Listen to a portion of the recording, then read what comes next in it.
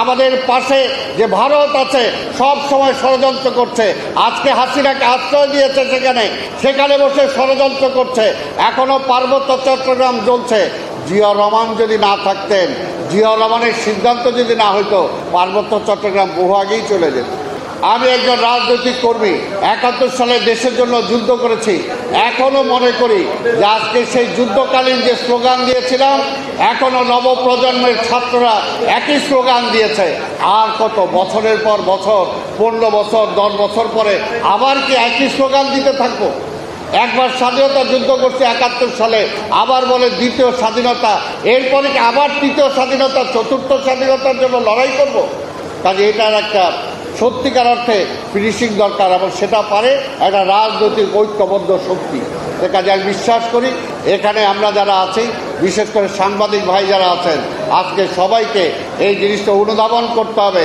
আপনারা হাজার চেষ্টা করেও কিন্তু ওই আওয়ামী লীগের ঘরানার যারা ছিল তাদের সাথে ঐক্য আপনারা ছিলেন আগে, কিন্তু হাজার চেষ্টা করেও তাদের সাথে ঐক্য ধরে রাখতে পারেন নাই। কিন্তু এখন নিজেদের ঘরের মধ্যে যদি ঐক্য ধরে রাখতে না পারেন, আর কেউ যদি মনে করেন বিভক্ত করে আমি বড় হয়ে গেছি, সেই বড় না। এটা মনে রাখতে হবে যে আজকের আমরা লড়াই করছি, আমাদের পাশে যে ভারত আছে সব সময় ষড়যন্ত্র করছে। আজকে হাসিনাকে আশ্রয় দিয়েছে, সেখানে বসে ষড়যন্ত্র করছে। এখনো পার্বত্য চট্টগ্রাম জ্বলছে। জিয়াউর রহমান যদি না থাকতেন, জিয়াউর রহমানের সিদ্ধান্ত যদি না হইতো, পার্বত্য চট্টগ্রাম বহু আগেই চলে যেত। কাজে সেই জায়গায় বিএনপি, জিয়াউর রহমান বাংলাদেশের রাজনীতির জন্য একটি অবিচ্ছেদ্য অঙ্গ। এটাকে বাদ দিয়ে কখনো বাংলাদেশের সামনের পথ চলা চিন্তা করা যাবে না। কাজে আওয়ামী লীগকে বাদ দিলে স্বাভাবিকভাবে বিএনপি যে একটা রাজনৈতিক দল আজকে বিভিন্নভাবে সারা বাংলাদেশে এর আগে ক্ষমতায় ছিল, ইনশাল্লাহ আবার যদি নির্বাচন হয়, আমরা বিশ্বাস করি আমাদের আন্দোলনকারী সকল দলের সাথে ঐক্যবদ্ধভাবে আবার আমরা ক্ষমতায় যাব। সেই প্রেক্ষাপটটা আমাদেরকে ঠিক রাখতে হবে।